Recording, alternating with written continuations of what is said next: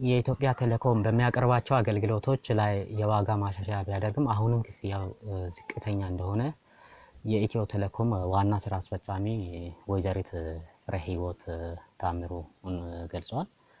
እንግዲህ እስከዛሬ ሲከፈል የነበረው ክፍያ ከሌሎች ኦፕሬተሮች ጋር ሲነጻጸር ዝቅተኛ መሆኑን አንስተዋል።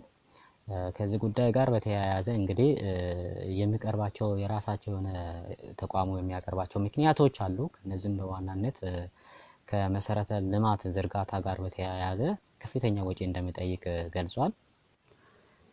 ኩባንያው አገልግሎቶችን በተመጣጣኝ ዋጋ ለደንበኞች ለማቅረብ በትኩረት እየሰራ መሆኑን በየጊዜው የሚደረገው የማስፋፊያ ስራ የሚጠይቀው ገንዘብ ከፍተኛ በመሆኑ ከዚህ ቀደም የዋጋ ማሻሻያ ለማድረግ ታቅዶ ነገር ግን የሌሎች ተዛማች ጉዳዮች ዋጋ በመጨመር በደንበኞች ላይ ጫና ላለማሳደር ተግባራዊ ሳይደረግ መቆየቱ እንግዲህ አክለውም እንደተናገሩ ነው።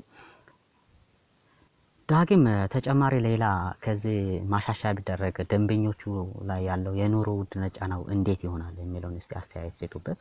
መልካም ቀን።